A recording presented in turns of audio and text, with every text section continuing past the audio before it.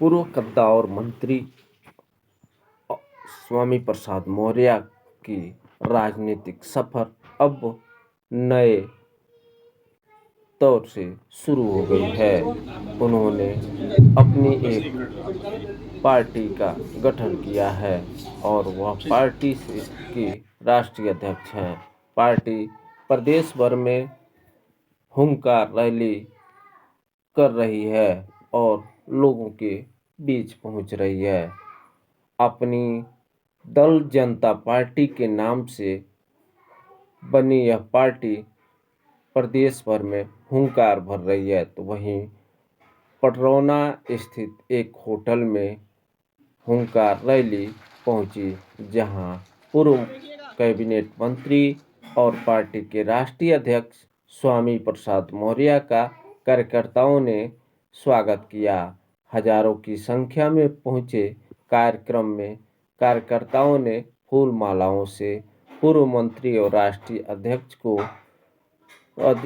अध्यक्ष का स्वागत किया।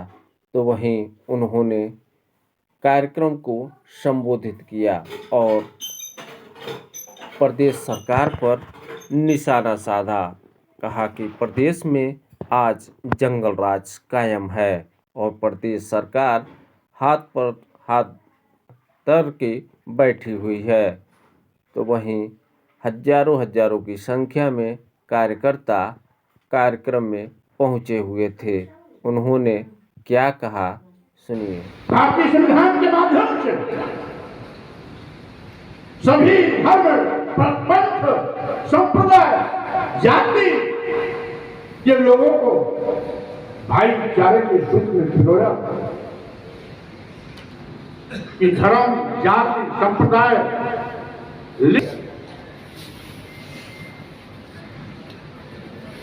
सत्ता में आई है।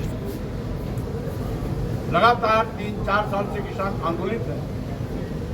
दिल्ली शंभू बॉर्डर पर आज भी किसानों का आंदोलन चल रहा है, लेकिन लाभकारी मूल्य देने का वादा करने के बावजूद भी प्रधानमंत्री जी लाभकारी मूल्य देना तो दूर, न्यूनतम समर्थन मूल्य की घोषणा भी नहीं कर पाए। छुट्टा जानवर किसानों की फसल को चर के चौपट कर दे रहे हैं, वो अलग उन पर कहर टूटा है। इसी प्रकार से आज महंगाई के साथ साथ महंगी शिक्षा भी हो गई और महंगी शिक्षा के चलते गांव, किसान, मजदूर, गरीब के बच्चे उच्च शिक्षा से वंचित हो रहे हैं। इसलिए मेरी मांग है कि वन नेशन वन इलेक्शन के पहले वन नेशन वन एजुकेशन की व्यवस्था लागू हो, जिससे कि सभी लोगों को समान शिक्षा मिल सके। आज उत्तर प्रदेश सरकार, योगी जी जो हवाई फायर हमेशा करते हैं, सरकार तो चला नहीं पा रहे हैं, लफबाजी अलग से करते हैं। 27,000 स्कूल यानी प्राथमिक विद्यालय उत्तर प्रदेश में 3 महीने पहले यह कह के बंद किया कि स्कूल में बच्चे नहीं, इसे 27,000 स्कूल बंद किया। जबकि सच्चाई यह है कि उन स्कूलों में अध्यापक नहीं, और जब अध्यापक नहीं तो कोई अभिभावक अपने बच्चों को स्कूल में क्यों भेजेगा, अपने आप में विचारणीय विषय। अस्पतालों में चले जाइए, गरीब मरीजों को दवा नहीं मिलती। आज बड़े पैमाने पर दलित, आदिवासी, पिछड़े, मुस्लिम, अल्पसंख्यक समाज पर बेतहाशा जनजातीय अत्याचार बढ़े। आए गए दिन रोज किसी न किसी नौजवान की हत्या आम हो गई। बहन बेटियां बलात्कार के शिकार हो रही हैं। फर्जी मुकदमों की बाढ़ आ गई। अभी कल माननीय सर्वोच्च न्यायालय ने कहा कि उत्तर प्रदेश में कानून व्यवस्था नामी कोई, और साथ ही साथ माननीय मुख्यमंत्री भागते फिरते हैं कि ये राम राज है। मैं कहना चाहता हूं, आज पूरा का पूरा प्रदेश और देश जंगल राज बन गया है। आजादी के बाद ऐसा गुंडा राज कभी देखने को नहीं मिला था, ऐसा जंगल राज कभी भी देखने को नहीं मिला था जैसा जंगल आज। भारतीय संविधान के अनुच्छेद 15 के अनुसार धर्म, संप्रदाय, जाति, जन्मस्थान और लिंग के आधार पर किसी के साथ भेदभाव नहीं किया जा सकता। ये हमारे संविधान की व्यवस्था, हमारे देश का कल्चर भी है। हिंदू, मुस्लिम, सिख, ईसाई, बौद्ध, जैन, पारसी सब आपस में भाई भाई। वसुधैव कुटुंबकम का संदेश भी हमारे भारत से गया, लेकिन संविधान की कसम खाने वाले लोग संविधान की व्यवस्था की धज्जियां उड़ा रहे हैं और आज हिंदू मुस्लिम सौहार्द को तार तार कर रहे हैं। यही नहीं, माननीय प्रधानमंत्री जी कहते हैं हम इस देश को विश्व गुरु बनाएंगे, लेकिन ताज्जुब है कि 140 करोड़ आबादी में 80 करोड़ लोग की जिंदगी 5 किलो 10 किलो चावल पर जाकर के अटक गई है।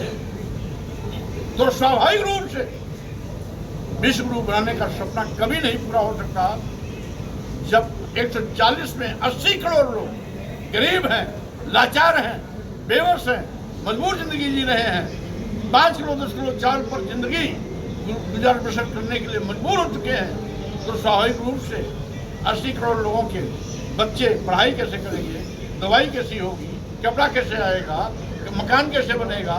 अंदाजा लगा लिया जा सकता है कि कितनी बड़ी पैमाने पर इस सरकार में बेरोजगारी बढ़ी है। माननीय प्रधानमंत्री जी लच्छेदार भाषण देकर के देश को बेच रहे हैं। देश के सभी बंदरगाह, एयरपोर्ट, एयर इंडिया, सभी रेलवे स्टेशन, कई दर्जन ट्रेनें, यहाँ तक कि LIC जैसी बड़ी संस्था बेच दिए। और ये सभी ताज्जुब की बात है, ये सभी सरकारी संस्थान प्रतिष्ठान लाभ के थे। जिन सरकारी संस्थानों प्रतिष्ठानों में बेरोजगार नौजवानों को सरकारी नौकरी मिलने की उम्मीदें हुआ करती थी, मोदी जी ने उन सरकारी संस्थानों प्रतिष्ठानों को बेचकर इस देश के नौजवानों के मंसूबे का पर पानी फेरने का काम किया है। साथ ही साथ इसीलिए क्योंकि आज संविधान भी सुरक्षित नहीं है, संविधान की दी गई व्यवस्था जिसके तहत अनुच्छेद 15, 4, 16, 4 के अंतर्गत इस देश के दलितों आदिवासियों को आरक्षण की सुविधा दी गई थी। अनुच्छेद 340 के अंतर्गत पिछड़े वर्गों को 27% का आरक्षण का लाभ मिल रहा था। सारी की सारी आरक्षण व्यवस्था शून्य कर दी गई, निष्प्रभावी कर दी गई और एक नया फैशन चल गया है। अभी 1 महीना पहले रेलवे में भर्ती हुई SC, ST, OBC की आरक्षित वर्ग के जितने भी अभ्यर्थी रिटर्न में पास हुए थे, इंटरव्यू में नॉट फाउंड सुटेबल कर सबकी जगहों पर RSS और भाजपा अपने लोगों को, चयनितों को भर्ती कर लिया। 69,000 शिक्षकों की भर्ती में 18,000 आरक्षित वर्ग के चयनित अभ्यर्थी माननीय उच्च न्यायालय, सर्वोच्च न्यायालय के आदेश के बावजूद भी 3 साल से दर की